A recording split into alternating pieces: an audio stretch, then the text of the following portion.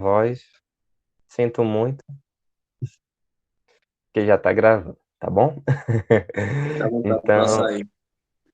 oi, mas aí beleza, vamos lá.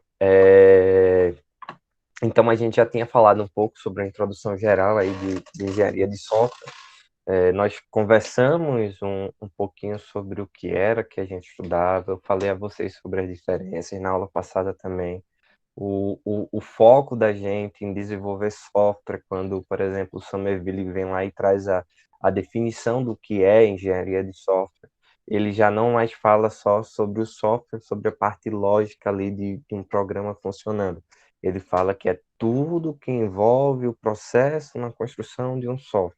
Isso daí também está o próprio projeto em si da construção, tá? Então, falando sobre isso, começamos a falar um pouquinho sobre o que a engenharia de software vai nos ajudar, o que ela vai tratar, tá certo? E também, eu não sei se vocês já pegaram, que quando a gente está falando sobre isso, sobre começamos a falar sobre os modelos de processo, ou seja, o que é que a gente adota para poder construir um software, e aí tem modelos diferentes, eu disse a vocês que não existe um modelo ideal, porque a gente, quando vai fazer um software, a gente faz um software de diferentes tamanhos, a gente faz um software com diferentes formas de organização.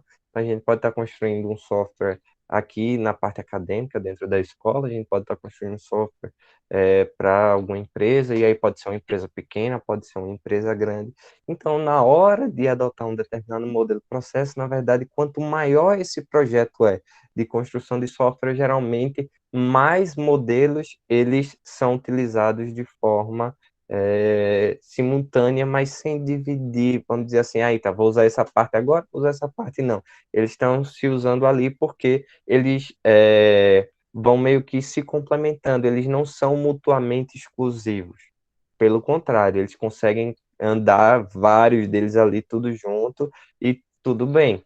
E aí a gente falou o seguinte, ó, que quando a gente vai desenvolver o software, eu falei vocês mais ou menos o que a gente chama de um ciclo básico de desenvolvimento, que a gente vai desde a especificação até a evolução. E aí são 4 etapas e todos os modelos praticamente que a gente estuda de desenvolvimento, eles estão focados nessas 4 etapas. Desde quando eu começo a elencar e pesquisar e buscar o que é que o meu software vai ter, que a gente fala do levantamento de requisitos, para depois começar a validar, ver ali com o cliente, ver se está tudo ok, aí a gente começa a desenvolver, depois a gente faz os testes e a evolução, que é a manutenção do sistema ao longo do tempo. Então, quase não.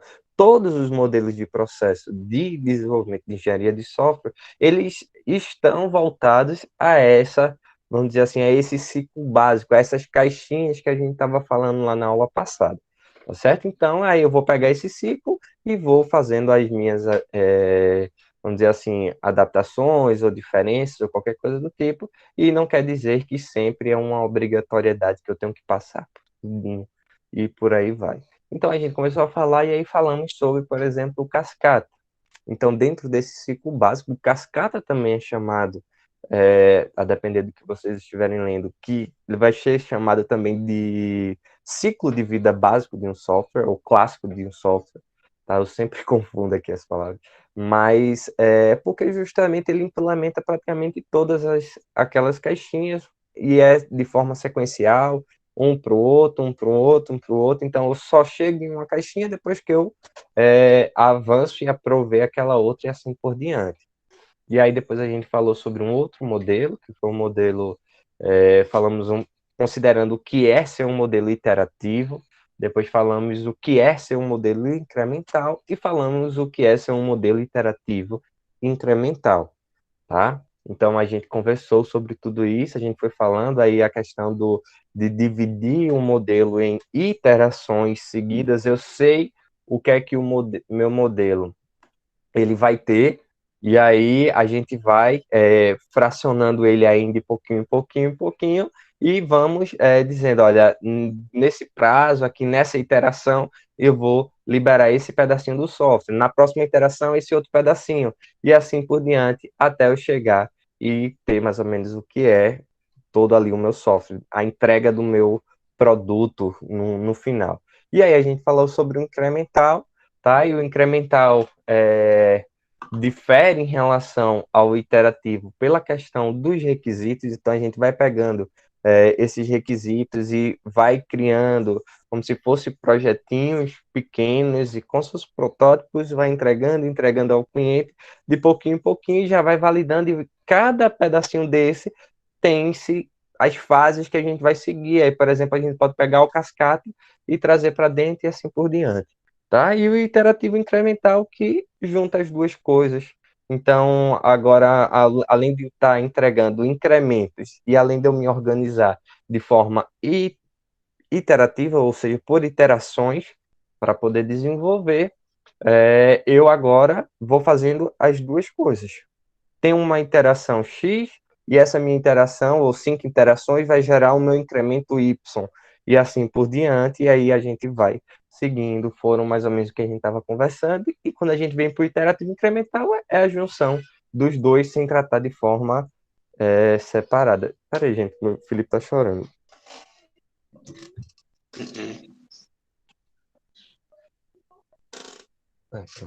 A sobrinha já me ajudou ali. E aí, beleza. E aí, hoje nós vamos falar sobre outros dois modelos. Vamos falar sobre o modelo de processo de prototipação e o modelo de processo espiral, certo? Então, deixa eu passar aqui. Vamos começar pelo de prototipação. Quando a gente vai falar sobre esse modelo de prototipação, naturalmente, tá? É um modelo que ele é iterativo e incremental desde a sua essência, tá certo? Então, eu até trouxe aqui esse gráficozinho aqui que a gente conversou na aula passada, do processo iterativo incremental, tá? Então, veja que eu tenho o meu software, o que é que eu vou fazer, tenho já as funcionalidades do meu software já estão lá dentro dos requisitos do que foi me solicitado, tá? E aí, ao longo do tempo, eu vou fazendo essas funcionalidades por meio de incremento e vou entregando esse incremento ao meu cliente. Por que é que eu digo que o processo de prototipação ele é um processo iterativo e incremental já por natureza? Por quê? Porque quando também está meio que às escuras as necessidades do meu cliente, se eu faço um protótipo, se eu faço algo para ele pegar isso daí e já visualizar, eu já vou refinando e chegando próximo do que ele mais ou menos quer. Então, é meio que o seguinte, os meus incrementos aqui, eles viram vamos dizer assim, protótipos, tá? Agora, existem características que a gente vai conversar aqui a partir de então, tá certo? Então, eu vou desenvolver para o protótipo, vou fazendo protótipos ao longo do tempo, à medida que a gente vai avançando, e aí o cliente vai sabendo mais ou menos o que é que ele quer, tá certo? E aí a gente vai sempre ouvir o cliente, a gente constrói ou ajusta, a gente vai lá rever, ver se precisa fazer alguma coisa, testa esse protótipo e assim por diante. Beleza. Quando a gente fala o protótipo, eu estou falando que pode ser um software visível, pode ser um papel, pode ser um modelo executável. A gente pode fazer, por exemplo, telinhas, se fosse um sistema web, a tela, mas que as telas, quando a gente clica lá, elas não têm funções. Eu não sei se vocês já tiveram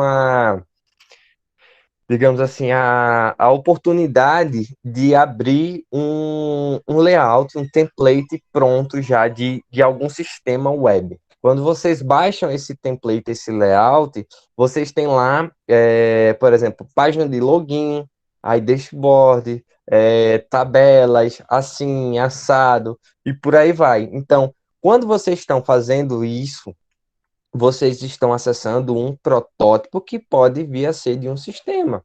Então, vocês têm esse template, aí um cliente pediu para vocês implementarem algo, fazer alguma coisa, vocês pegaram esse template, criaram as telinhas, mas essas telinhas, na verdade, não têm ações nenhuma em relação ao banco de dados. é só, como a gente diz, é o HTML, é o CSS, só para que o cliente visualize e aí ele aprove e assim por diante, tá certo? Então, os protótipos, ele pode ser em papel, você pode desenhar o que quer, pode ser esses modelos que a gente chama aí de modelos executáveis, tá? Retratando a interface, tá? E aí permite que o cliente entenda e aí você consegue interagir para poder ver qual é a necessidade de fato, tá certo? Um protótipo de trabalho, ele, vamos dizer assim, vai implementar um subconjunto dos requisitos indicados.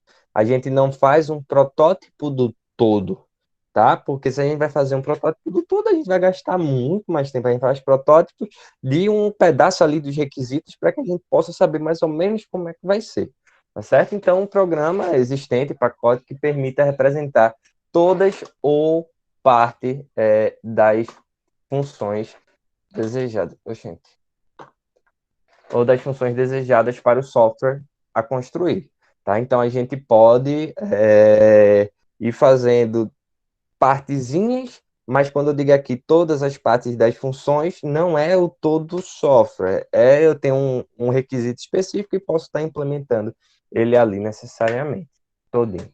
Um protótipo de software é um sistema que funciona, não tem tempo de vida definido, pode servir a múltiplos propósitos, deve ser construído rapidamente e com baixo custo, é parte integrante de um design centrado no usuário para avaliação e modificação.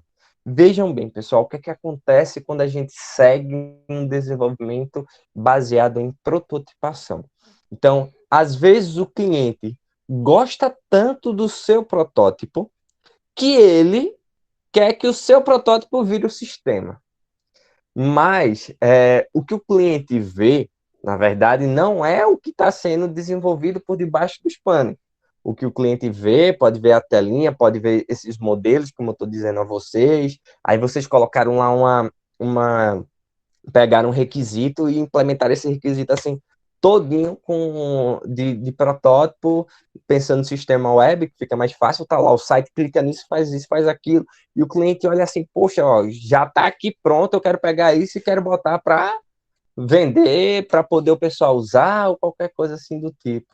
Então, quando a gente vai ter essa relação e vai seguir esse modelo, a gente precisa sempre ter um acordo com o cliente, deixar ele sempre claro que aquilo dali é um protótipo. Por quê? Porque o que ele vê pode estar bonitinho, mas o que tem por trás, meu amigo, aí tá complicado.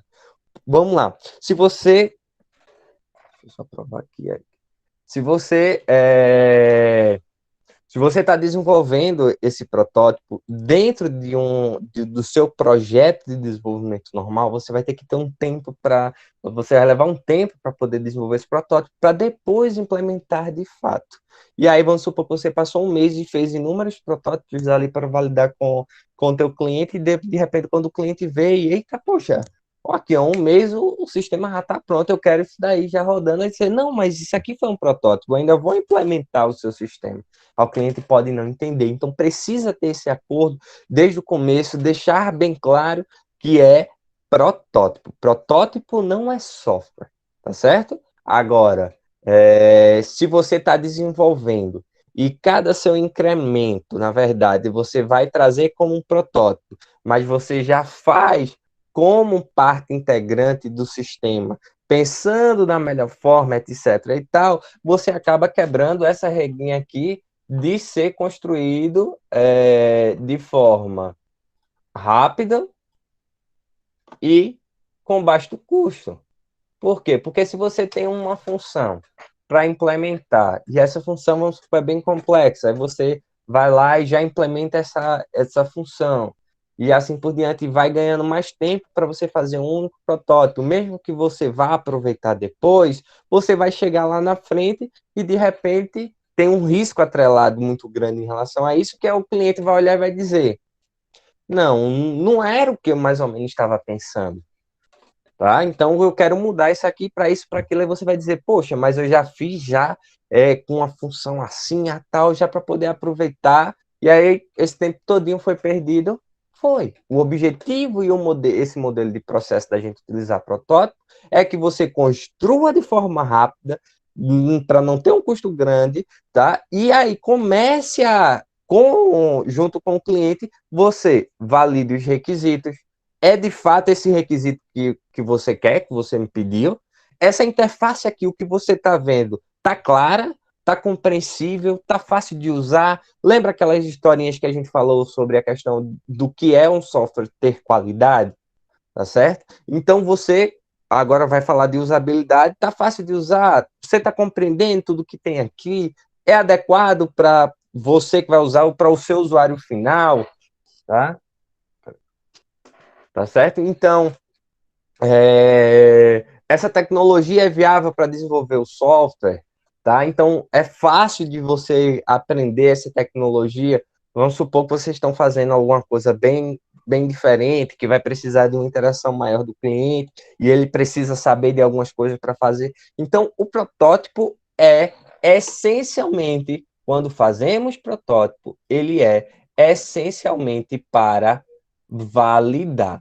O protótipo é para validar. O protótipo não se constrói o protótipo necessariamente para ser utilizado na versão final, porque aí você tem que buscar, como eu disse, desenvolver de forma rápida, com baixo custo, e aí a questão de programação, etc., por trás, na verdade, no final das contas, geralmente sempre fica indiferente. Você não chega a implementar as coisas de fato ali, certo? Então, o cliente precisa estar ciente disso daí. Aí a prototipação, ela possibilita que o desenvolvedor crie um modelo de software que deve ser construído. Idealmente, o modelo protótipo serve como um mecanismo para que a gente possa identificar justamente os requisitos de software. E, além disso, validar o que você está pensando, da forma como você vai implementar, ou a sua equipe vai implementar o que o cliente pediu. Tá? Então, de forma geral, prototipação ela é apropriada para quando o cliente definiu um conjunto de objetivos gerais para o software, mas não identificou requisitos de entrada, processamento e saída com detalhes. Então, o cliente, aquela história lá que eu disse na aula passada, ele pediu para vocês colocarem a empresa dele na internet, mas ele não especificou a forma como ele queria, a forma como ele queria lidar depois das ações do que vocês iam fazer ou não, e tudo mais, tá certo? Então, a prototipação, ela vai lhe ajudar a justamente identificar isso daí, tá? Deixa eu só ver uma coisa aqui. Beleza. Então, ó, a prototipação, a gente vai funcionar mais ou menos dentro desse ciclo, em que, a partir do início, a gente faz essa análise de requisito, faz um projeto rápido aqui do nosso software, que a gente não necessariamente precise gastar muito tempo nem dinheiro, tá certo? E aí, depois a gente constrói esse protótipo. Quando eu digo esse projeto rápido, você também tem que pensar como é que vai ser esse seu protótipo. Você não simplesmente vai pegar o requisito e pá, desenhou, criou um modelo, fez alguma coisa e aqui já está tudo ok. Não, você vai começar a pensar, eita, eu vou fazer uma coisa que vai ser fácil, tal, assim, começa a pensar em usabilidade, começa a colocar coisas que você vai querer levar de fato para o seu produto lá no final.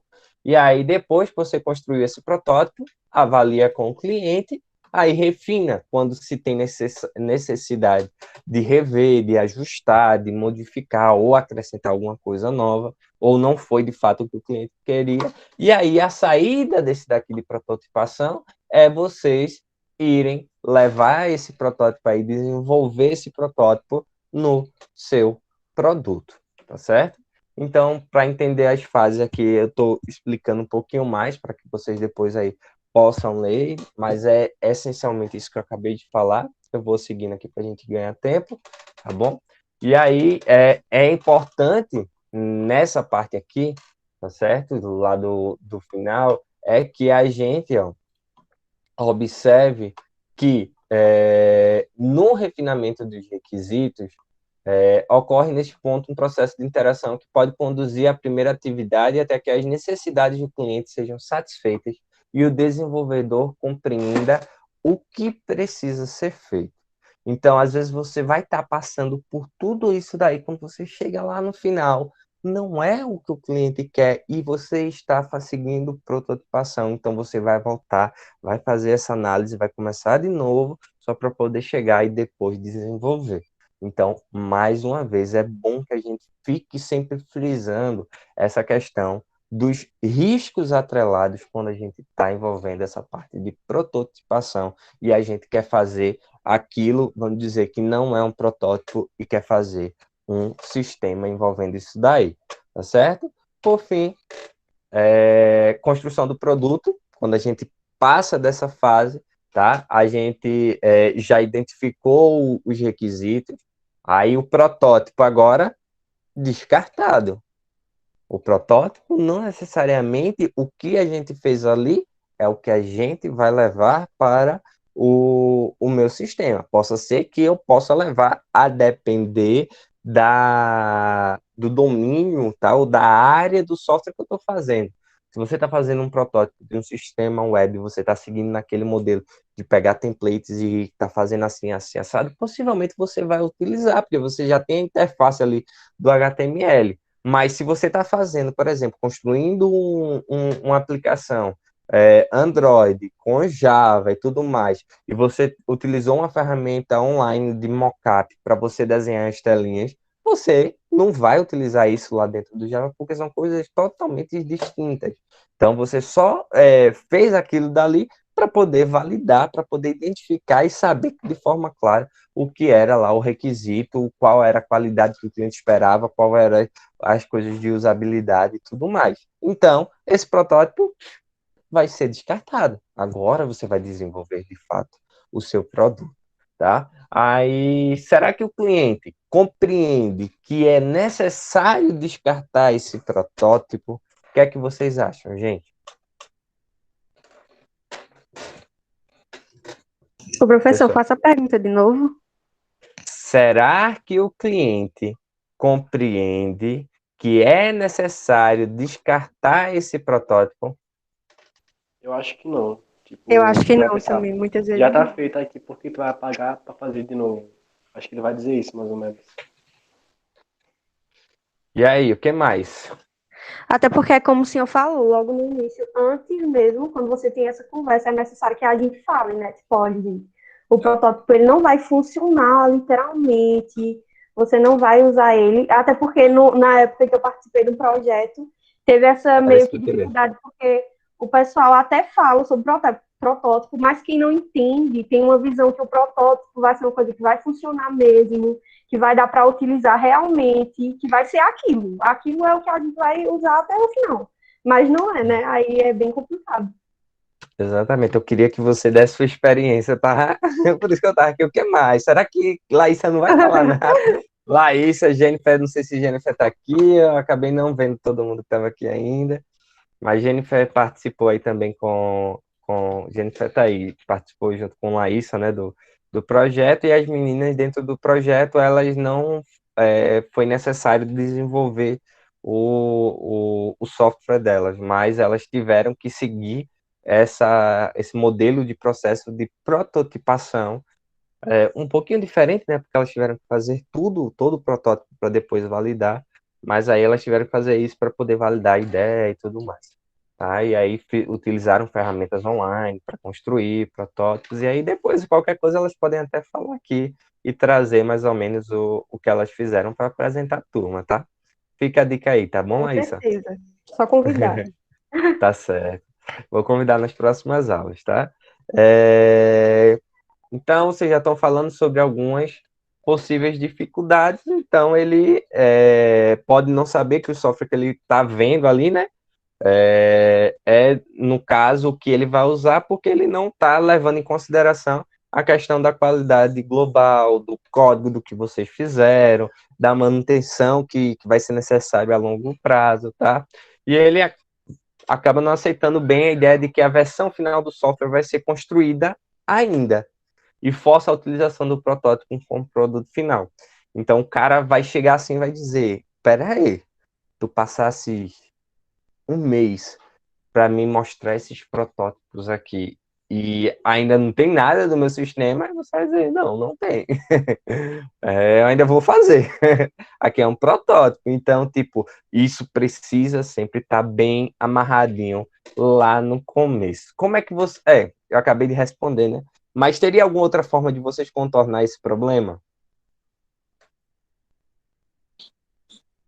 Então, era isso que eu ia falar antes, né? Tipo, o cliente vai entender ou não, dependendo do que foi conversado no começo. Se você explicou bem direitinho, mas depois que já tá fazendo e tal, aí vai ter que conversar para tentar fazer ele entender, né? Outra coisa, tá? Como é que o cliente, se a gente pensasse agora, estou pensando, aí falei tudo isso com a linha de prototipação, mas eu estou dizendo aqui que essencialmente, o modelo de processo de prototipação, ele é iterativo e incremental. Lembra? Eu falei isso lá no comecinho? Por natureza, ele é isso. Uhum. O que é que a gente poderia trazer lá do meu iterativo incremental para aqui a parte de prototipação? Vamos pensar fora da caixa, de forma geral. Lembra que eu falei a vocês que se juntam muito esses modelos de processo de acordo com o tipo de software, tamanho da equipe, tal, aquela coisa toda? Então, veja, eu posso estar fazendo os meus protótipos e depois eu vou fazer mais novos protótipos. Aí já é outra coisa, né? Entendeu? Tipo, será que se eu consigo validar 5 protótipos sobre daquele dali que vai ter dentro do meu software, eu preciso estar fazendo mais outros 5 ou será que eu posso estar fazendo meu protótipo e já posso estar entregando de fato ou desenvolvendo de fato alguma coisa ali para o meu cliente, tá? Perceba que quando você começa a utilizar isso aqui, se você consegue fazer girar aquela roda ali da prototipação de forma bem rápida, então, esqueça código, esqueça back-end, esqueça necessidades que você vai ter ali logo depois, mas valida o teu requisito com o teu cliente, poxa, tá tudo ok, o cliente gostou, viu aqui, gostou, você pode já partir direto para o produto e ter uma interação e estar desenvolvendo aquilo dali, porque agora o requisito, ó, tá validado. Aí, ó, vamos lá pegar o cascata, se o requisito tá validado, bora desenvolver, depois a gente só valida aqui o próprio sistema, o software, e enquanto isso a gente pode já vendo um outro protótipo, uma parte da equipe vendo outro protótipo, e assim por diante. Então, tipo, a gente pode começar, a gente não deve sempre estar olhando para esses carinhas aqui, esses modelos, de forma isolada, tá certo? A gente não pode só, digamos assim, eita, eu Já vou preso em seguir um, né? eu vou seguir só isso aqui porque só isso aqui é bom. Não, tá? Então, tem desvantagens? Tem. Tem vantagens? Tem, tá? Aí, isso aqui a gente já falou, deixa eu só passar aqui, tá? Então, a gente começa a analisar vantagens e desvantagens de cada um. Prototipação também tem. O que é que vai ajudar aqui a prototipação? Ó, vou antecipar o treinamento do meu usuário. Se o meu usuário já sabe mais ou menos como é que ele vai ter lá o sistema dele, o software dele, então ele já vai saber mais ou menos utilizar, já vai saber mais ou menos como é que ele quer que ele use ali no dia a dia. Vai melhorar a qualidade da especificação do software. Tá? Então, eu tinha coisas ali no começo que o cliente colocou que era meio obscuro, mas como eu validei, refinei com ele toda essa parte do protótipo, eu agora já sei exatamente o que o cara quer. Qual é a desvantagem? Custo, na maioria dos casos, é considerado muito alto. Por que é considerado muito alto? O que é que vocês acham? Eu Por acho causa do que tempo. isso, e por causa. O tempo mesmo também a gente gasta muito para fazer, até porque tem essa questão de ficar mudando. Você entrega uma coisa ao cliente e diz, não, mas não é exatamente isso, aí você já tem que mudar. E quando você entrega o que ele queria na base, aí ele diz, não, mas eu acho que do outro jeito estava legal, mas eu quero ainda que você faça algumas alterações. E assim vai indo. Uhum. Acaba que a gente perde muito tempo também. É muita coisa de trabalho mesmo. Pois é. Tem que Então, tentar trabalhar com aquela questão do MVC, né? Acho que é produto minimamente viável. Tipo, você fazer produto o mínimo. minimamente viável. MVP, né? PM, Não, MVC é Model Control V. Model V Control. MVP. MVP. Isso. É MVP mesmo. Isso, porque MVC é Model Control V. Eu me perdi. Mas é justamente isso. Então, veja, se a gente já sabe que geralmente, quando a gente mostra alguma coisa assim, o cara já pensa que aquilo dali é o software, é alguma coisa assim do tipo, eu tenho que mostrar algo só para refinar de fato aqueles requisitos que me geraram dúvidas, aqueles requisitos que não está muito claro, que o cliente não especificou bem. Aí, de repente, você chega assim, ó, o cara falou que queria, sei lá, esse piloto, mais ou menos, queria um piloto aqui do quadro, aí não te especificou qual é a cor, qual é a forma, e aí, de repente, você... eita, peraí, deixa eu fazer um protótipo. Olha teu protótipo. Aí o cara olhou assim pra tu e, eita, não, eu não queria esse piloto com essa tampa, não. Eu queria uma tampa redonda e que o piloto fosse preto. Aí ali no teu protótipo, tu rapidamente ajustou aqui, mudou a cor, é assim que você quer? É. Então agora eu vou lá e desenvolvo. Perceba que se você usa isso de forma bem rápida, você consegue fazer esse ajuste de forma bem rápida, você consegue ganhar, vamos dizer assim, uma vantagem estratégica no seu desenvolvimento. Agora, como geralmente as pessoas costumam desenvolver protótipos, querendo, às vezes, até nós desenvolvedores querendo aproveitar esse nosso tempo que a gente gastou ali, como Laísa bem disse, deu muito trabalho, para depois usar, aí a gente vai caindo dentro dessas armadilhas e aí acaba caindo mais em desvantagem do que em vantagens de prototipação. Mas, como tudo na vida, a gente sempre tem que pesar os lados e considerar, dada a nossa necessidade atual. Oi, Laísa. E dependendo, tem cliente que nem concorda muito com essa coisa de perder muito tempo. Às vezes o cliente já chega em você já dizendo, olha, eu quero uma coisa mais rápida. Então você vai ter que fazer uma coisa simples que mostre que vai ter meio que uma interação básica, assim, só para mostrar o básico do que você quer entregar mesmo. Senão, nem vale a pena. Perfeita a sua fala, bora pegar o gancho e bora entrar no outro processo. Tá bom? O processo espiral. É o processo, ó, aquele que gira lá que hipnotiza a gente. Que o pessoal fica fazendo, que a gente vê aquela imagenzinha, a gente fica hipnotizado. Então, é um processo que está o tempo todo ali fazendo uma coisa, um projeto, refina e vai, e volta, e vai crescendo, e vai aumentando. Então, esse espiral, por exemplo, o cascata já é mais antigo, o espiral foi proposto aí por Boeing, que é também conhecido como modelo espiral de Boeing, tá? De 1988.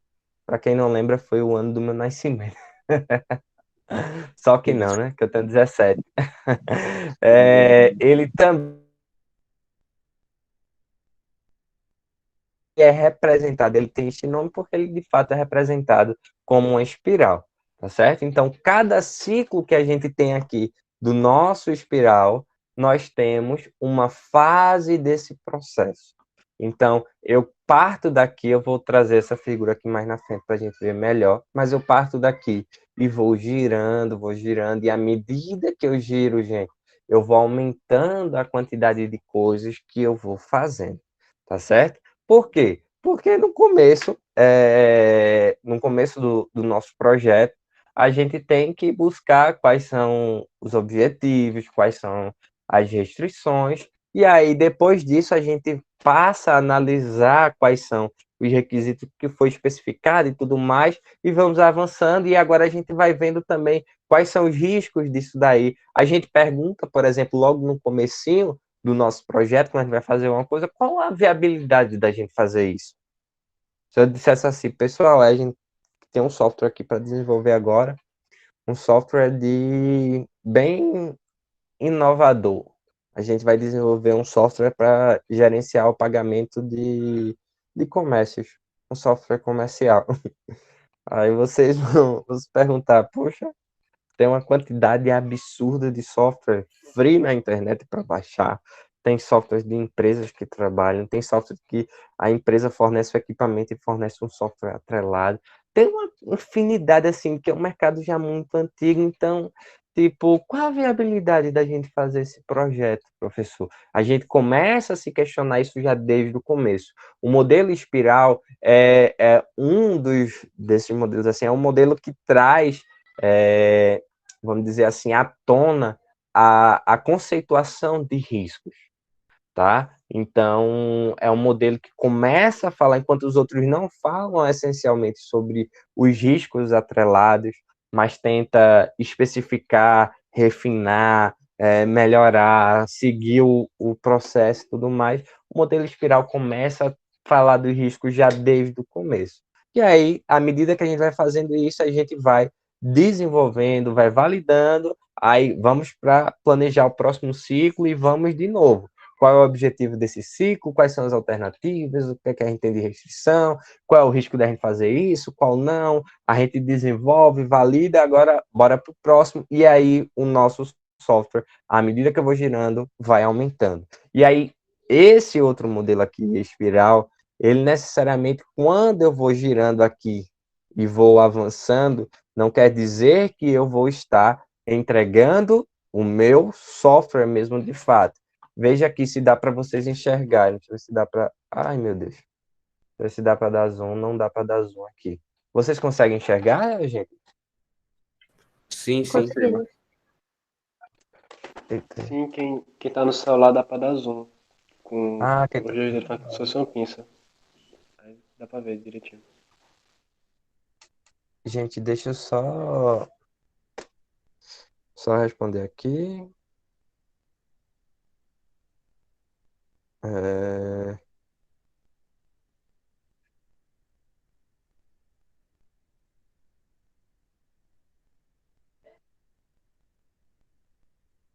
Deixa eu só dizer aqui a Vanessa que eu tô em aula, porque ela tá me ligando aqui. Aí ficou ligando aqui eu sem poder atender, sem poder retornar. Pronto, eu mandei aqui no WhatsApp, tá? Onde é que a gente tá? Sim. Falei sobre a questão dos riscos aqui, beleza. Pronto, então, aqui é o nosso modelo espiral, vejam bem. No começo, tá? A gente vai determinar quais são os objetivos, alternativas e restrições. A gente partiu daqui, ó, gente. Deixa eu pegar a canetinha aqui. Vocês conseguem visualizar a minha seta? Para não ter que riscar? Consigo. Ah, é ótimo, obrigado. Então a gente parte daqui, ó. Então a gente vai buscar esses objetivos, essas alternativas e restrições aqui no começo do nosso projeto. Então a gente vai fazer essa revisão, a gente vai perguntar qual é a viabilidade do nosso projeto, o que é que de fato quer, etc. e tal. E aí a gente vem para cá para avaliar alternativas, identificar e resolver riscos. Quando a gente pergunta sobre a viabilidade, quais são os problemas e tudo mais, a gente vai começar a fazer o nosso primeiro protótipo ali do que o cliente mais ou menos espera, justamente para que a gente possa analisar. Eita, a gente conseguiu isso daí, fizemos o protótipo, a gente vem para cá, que é a fase de desenvolver, no caso, o nosso produto. E isso daí não necessariamente quer dizer, seguindo o espiral, que eu vou desenvolver o produto em si, tá certo? Eu posso estar desenvolvendo, na verdade, o que a gente chama de artefatos do meu software. Se eu estou querendo saber quais são os riscos, querendo saber de forma geral a viabilidade do meu projeto, aí e saber, sim, lógico, os requisitos, né? O que é que o meu cliente quer. Essa primeira volta aqui quando a gente segue o espiral, a gente tem aqui de entrega, digamos assim, ó, um plano de requisitos bem validado, um plano de ciclo de vida de como é que nós vamos avançar e vamos crescer a nossa espiral. tá? A gente começa a ver quais são o que é que a gente pode fazer para mitigar os riscos que a gente fez. A gente faz um plano de risco também aqui como um artefato. Olha, a gente previu que pode ser que quando a gente esteja fazendo aconteça isso. Por exemplo, o nosso software não atende escala. A gente testou o nosso software com, sei lá, 10 mil pessoas. A gente não testou o nosso software com 100 mil pessoas. Então, possa ser que com 100 mil pessoas a gente tenha alguns problemas. Então, assim, já de pensamento daqui. Então, como é que a gente pode fazer para mitigar isso? Então, olha, pessoal, se vocês chegarem a ter muito, a quantidade de acessos está lá dentro do plano de vocês, a gente é necessário que revejam a parte do servidor lá que está rodando o software, aumente a capacidade dele de memória, de processamento, disso, daquilo, de disco, e assim por diante. Então, para cada fase do que a gente vai fazendo, a gente vai aumentando agora o nosso escopo. Então, quando eu venho para cá, na segunda vez que eu giro, eu vou de novo determinar quais são os objetivos, o que é que eu tenho aqui de alternativas, o que é que eu vou fazer, tá certo? Então, dado meus planos aqui do que eu fiz antes. Aí eu analiso esses riscos, construo um outro protótipo, aí agora já começo necessariamente a ver quais são os requisitos específicos de software, posso começar a desenvolver alguma coisa, começo a validar esses requisitos com o meu cliente, crio o meu plano aqui de desenvolvimento de codificação, venho para cá, analiso, faço novos protótipos, começo a pensar no projeto do meu produto, começa a validar novamente agora com o meu cliente, validando o meu software em si, e assim por diante. Começo a pensar nos meus testes e vou crescendo isso daqui. Tá? Então, à medida que eu vou girando, eu vou crescendo a quantidade de coisas, e aí, por exemplo, vou chegando perto da minha entrega, digamos assim, essencial, perto do final do ciclo do meu espiral, aí eu vou chegar aqui, agora eu já tenho um protótipo operacional, já tá vendo ali o meu sistema, já faço simulações, já tô com um projeto todo detalhado, uma documentação toda feita, de todas as fases, tudo prontinho ali, faço testes unitários da minha ferramenta, ou seja, teste as funcionalidades, está funcionando direitinho, faço testes de integração, se tiver outros softwares dele, ou qualquer coisa assim do tipo, faço testes de aceitação, seja do meu cliente final, se de fato o que está sendo ali é o que o pessoal usa, e aí eu vou-se embora, se tiver mais alguma coisa, vou girando aqui só para poder ajustar. Necessariamente, no começo a gente sempre passa, nesses outros assim do meio, pode ser diferente de cada projeto, pode ter projeto que tem determinado artefato, outro projeto que não tem, e assim por diante. Mas veja o seguinte, que essencialmente o modelo espiral, ele sempre vai considerar a análise de riscos dentro desse segundo quadrante. Então, quando a gente determinou o que é que a gente vai fazer nesse ciclo agora, nessa espiral, nessa volta, ou nesse incremento, tá certo? A gente vai fazer uma análise de riscos antes de fazer. E aí, novamente, tudo isso a gente vai pensando para transformar ou construir o nosso software com mais qualidade possível, tá? E aí, esses aqui são os setores do que eu estava explicando, mais ou menos, tá certo? Então, o que é que o modelo espiral acrescenta a todos esses processos aí que a gente está vendo? Ele acrescenta, essencialmente aí, ó, análise de riscos em intervalos regulares do processo de desenvolvimento de software. Então, tudo que a gente vai fazer, vamos pensar nos riscos atrelados. Os outros processos vão estar pensando na qualidade, mas não especificamente vai tratar isso. E aí, quando eu estou falando, eita, estou pensando no risco, e os outros, eita, estão deixando isso de lado, não. Aqui ele pensa tanto nos riscos que, como a gente está estudando um modelo de desenvolvimento de software considerado tradicional, existe uma documentação, existe um plano de riscos atrelado a cada intervalo, a cada incremento, a cada iteração que está sendo feita. Tá certo? Planejamento, controle, tomada de decisão, tá? Tomada de decisão de você já estar se prevendo. Tem gente tentando entrar, deixa eu aceitar aqui. Ai, meu cabelo tá tudo bagunçado, ninguém avisou. Cancelou. Alguém tá tentando entrar aí, mas não. Saiu daqui. Cadê? Pronto. Tomar decisão. Então, você começou a se previu de forma antecipada e também criou meios. Quando a gente cria um plano de risco, a gente diz qual é o risco e qual é a forma que a gente tem de mitigação, ou seja, de diminuir a possibilidade da gente ter tanto de acontecer o risco, quanto de ter algum problema em relação a isso. Então, se vocês pegam só um exemplo assim bem simples, que fica mais fácil talvez da gente enxergar, se você está fazendo... Não, vocês não foram na... A gente não foi na Secretaria de Educação. Mas onde funciona um CIEP, gente? Onde funciona o CIEP?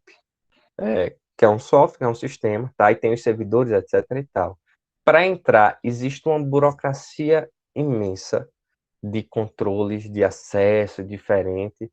E aí, onde está a base do servidor que está rodando lá, que está funcionando, você não pode nem entrar com celular, essas coisas todas, enfim. Ele fica dentro de um cofre. Para abrir, é igual aqueles cofres que a gente vê em filmes de bancos antigos, sabe? Que você, para entrar, você vai ter que pôr lá põe o dedo, põe o crachá, não lembro se ele lê a íris do olho também, e aí depois disso ele desculpa, tem um passo antes, que é o cara de segurança que acompanha os vídeos, ele tem que destravar lá, tipo, dá 30 segundos pro cara ali fazer esse processo para poder entrar. Aí ele destrava para o cara fazer, ele faz, se validou tudo certinho, se ele tem autorização para entrar, aí você gira o negócio e abre uma porta dessa grossura aqui dentro do coisa lá. Aí, por que tudo isso? Porque dentro do processo de desenvolvimento, eles pensaram até o seguinte, olha, que a Secretaria de Educação poderia, sei lá, acontecer algum desastre natural, tá? Como uma queimada, poderia, vamos dizer, Recife está a nível do mar. Então, se tivesse um tsunami em Recife, meu Deus do céu, tava tudo ali debaixo d'água. Não tem como escoar porque está no nível do mar ali junto. Então, se o mar vem, ele sobe e toma Recife por coisa. Então, se acontecer isso e destruísse tudo lá, o cofre lá, o servidor do CIEP, ficaria boiando e não sofreria nada. Então, veja o quanto são coisas assim que, quando se está fazendo, e é um software essencial, ao longo dos anos aí, quantos anos já não tem, quantos dados já não tem, etc., está guardado, que precisa estar ali, backups e tal. Então, a gente tem que pensar em tudo, sabe? Quando a gente vai falar de riscos e tudo mais, e depois a gente vai falar um pouquinho mais sobre a parte de planos de riscos, aí como é que a gente constrói, quais são os modelos e tudo mais. Beleza? Eu falo e falei aqui, é importante só mencionar isso aqui, que eu tinha colocado o seguinte, que eu falo... Vocês escutaram ou não? Sabe quem é isso? Ó, Cadê? papai, vem cá, vem. Ó, a felicidade de quem tá vendo. Venha, você quer participar? Você tava almoçando? Oi, gente! Dá tchau aqui pro pessoal. Cadê o pessoal? Deixa eu ver. Aqui. Eu estava almoçando, tava batendo na porta para poder entrar. Vocês estão tomando meu papai. Não é, filho? Dá beijo para eles. Beijo, como é beijo? Quem tirou o print? Outro beijo, vamos ver, outro beijo. Ó, o pessoal tá todo mundo falando. Dá um oi, gente. Oi. Ai, professor, não tá dando pra ver vocês. Não tá dando? Não. Por que não tá Tá dando? sim, professora. É negócio dela, ela faz. Tem 3 conversa. contas Pronto. do professor. Eu parei a apresentação. Tá Ó, dando pra ver, oi, não. do lado, Letícia. Oi, gente. Vamos a Cadê o última beijo? vez. Vamos dar um beijo agora, dá um beijo. Mua, mua. Tchau. Tchau, dá tchau. Vamos, papai vai trabalhar. Tchau, gente. Papai vai continuar dando aula, tá bom? Daqui a pouco o papai chega para poder pegar você. Vai lá, Padindinha. Ai, meu Deus! Tchau! Vai, papai. Dindinha? Vai pegar ele, Dindinha. Vai lá, Padindinha. Tá não, vai. E fecha. Deixa eu fechar para. Tchau, meu amor. Deixa eu fechar, senão ele vai entrar aqui. Rapidinho.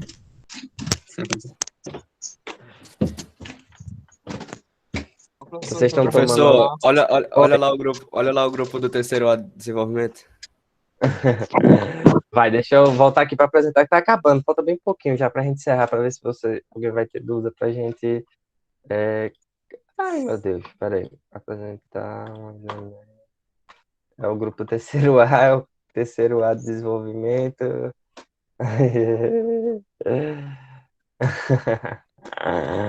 Oh, pegou o print, valeu. Ah, cadê? Vamos lá. Deixa eu vir pra cá. Pronto. Vocês estão vendo minha tela de novo, gente? Tá Agora sim. Agora tá indo. Pronto, gente. Só para a gente já estar encerrando já, tá certo? O que é que a gente tem que considerar? Eu estava falando aqui no slide anterior que esses modelos são considerados modelos tradicionais de desenvolvimento de software. Mas dizer que esses carinhas são tradicionais ou qualquer coisa assim do tipo, eu não estou querendo dizer que são modelos que não são usados, tá? São modelos tradicionais. Hoje a gente ouve muito se falar sobre a questão de metodologias ágeis, que vai ser um dos próximos nossos assuntos. Nós vamos passar por lá também para comparar um pouquinho com essas coisas que a gente está vendo aqui. Mas isso daqui ainda é extremamente atual, tá certo? A depender do software que está sendo desenvolvido da equipe, o pessoal está adotando isso daqui tranquilamente, está conseguindo construir softwares grandes, etc. e tal. Então, não tem isso. Até o Go Rossi é atual hoje em dia. Tá certo? Eita, professor, não lembro não. É o Extreme Go Rossi aí, né? Dos meninos. Beleza, então. Jeff. Opa! Então, vai lá aqui. Então, outras características do modelo espiral é que a gente pode, sempre que a gente está girando, a gente construir esses protótipos e ir evoluindo esse protótipo e buscando alguma coisa aí que seja mais... Nesse caso aqui, a gente pode estar fazendo de uma forma daquilo que eu estava falando de mitigação. Eu estou fazendo esse protótipo, mas estou fazendo todas essas análises, validações, mas estou fazendo uma coisa que já é algo mais próximo do que eu vou estar usando. Eu posso estar construindo protótipos mais funcionais. Não sei, vou deixar aí a interrogação, já que a gente vai conversar sobre isso depois aqui, sobre a questão da aplicabilidade dessas coisas. Tá? Não há fases fixas pré-definidas. Elas são definidas de acordo com os objetivos. Então, diferente dos outros modelos, por exemplo, o cascata, que a gente tem que passar por aquilo ali tudinho, no espiral não significa dizer que cada volta que eu estou dando eu necessariamente tenho que seguir aquelas fases. Então, quando a gente estabelece lá no primeiro quadrante quais são os nossos objetivos para essa volta agora, para esse ciclo de espiral que a gente vai dar, aí é que a gente vai vendo quais são as fases que a gente vai seguir. Lembrando que pode ser produzido artefatos, que são documentações, documentos especificando sobre aquilo ali, que são extremamente importantes em vários casos aí, tá? Ou pode ser construído alguma coisa já funcional do meu software e assim por diante, tá? O modelo espiral é chamado de metamodelo, ou seja, eu estabeleço algo base e a partir dessa base, cada um constrói o seu modelo de acordo com a sua necessidade. Por isso que a gente não tem fases pré-definidas. Eu posso simplesmente adotar o modelo espiral e ser uma coisa bem mais resumida daquilo que eu apresentei ali para vocês.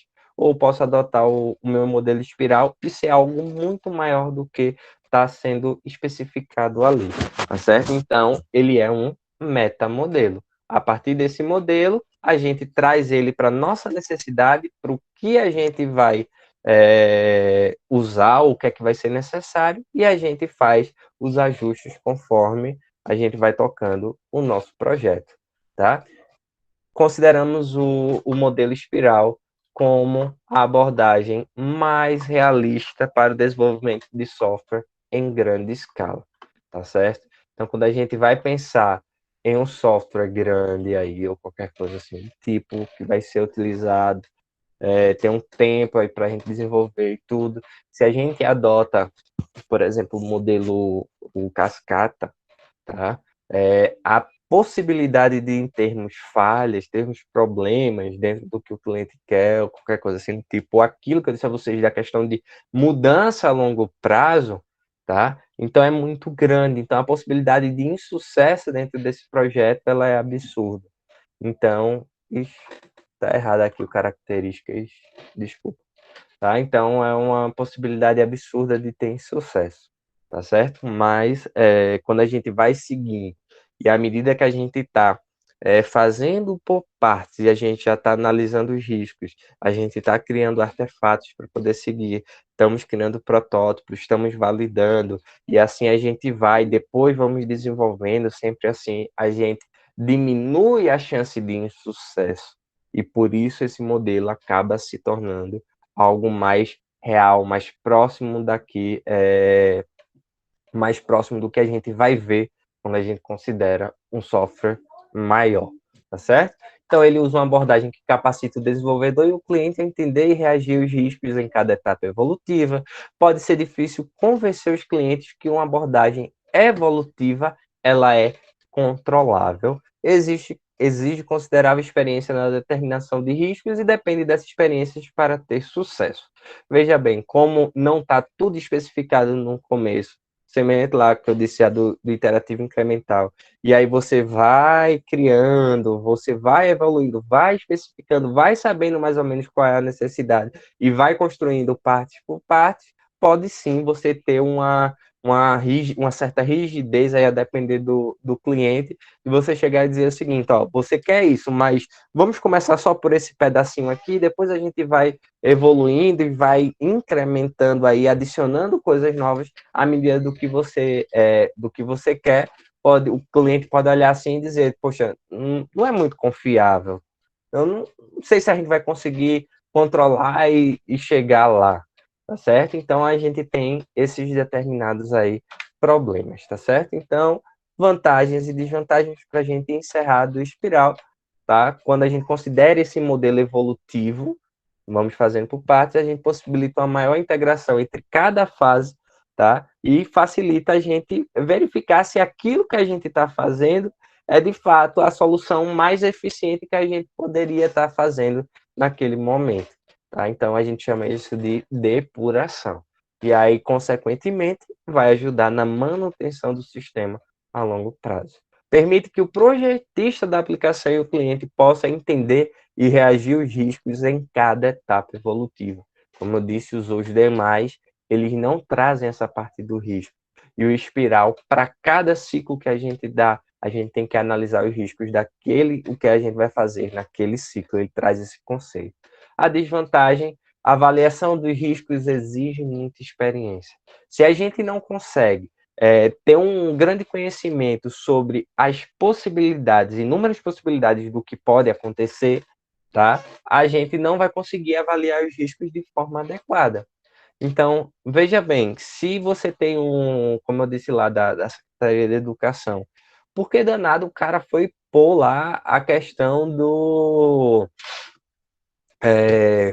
de botar o servidor dentro de um cofre, etc e tal? Eles olharam ali para a aplicação dele, possivelmente, e viram o seguinte, olha, o CIEP hoje como sistema do governo do estado, por mais, às vezes, problemas que podem aparecer, em algumas coisas tem desvantagens também, vantagens e desvantagens, tá? Ele é um sistema que vai ser utilizado aí, sei lá, por quantos anos? 40, 50, 60, ninguém sabe.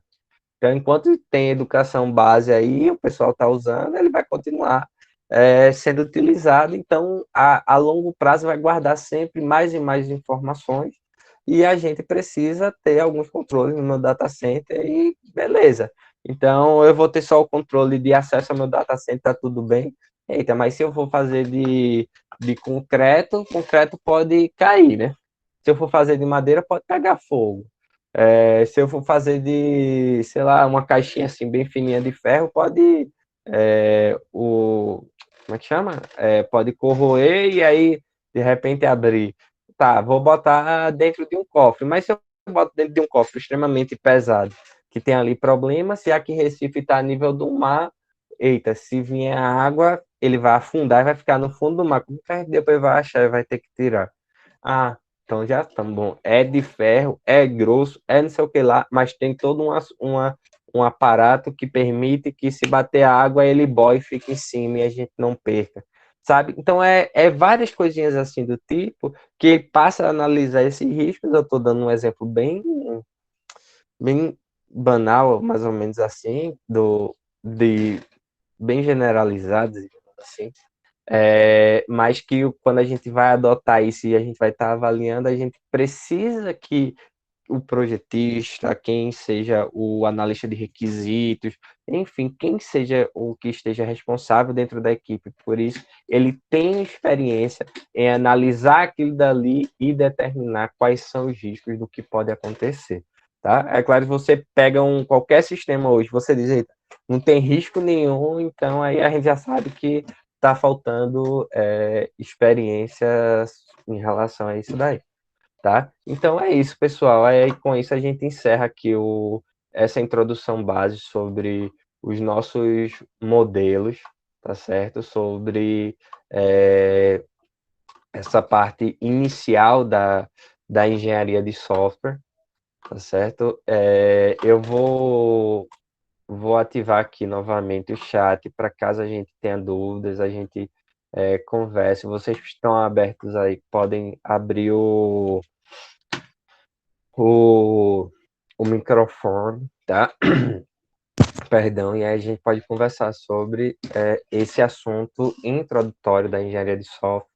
É claro, fazendo um resumo do que eu estava dizendo, de tudo, desde tudo o começo, o que é interessante e o que, é que a gente tem que ter em mente sobre o porquê da gente seguir esses modelos, do porquê a gente se preocupar sobre as fases básicas, ou clássicas, o ciclo de vida clássico na hora de desenvolvimento, porque já foi uma coisa que lá atrás muito se conversou, muito se teve problema em relação a perder dinheiro com os projetos de software, teve em relação a ter insucessos dentro do que era esperado e tudo mais, tá certo? Então, é importante a gente estudar, a gente conhecer um pouquinho de cada um e a gente buscar aqui e ver um pouquinho também em relação desses projetos, ou a gente começar a abstrair as formas de utilização de cada um.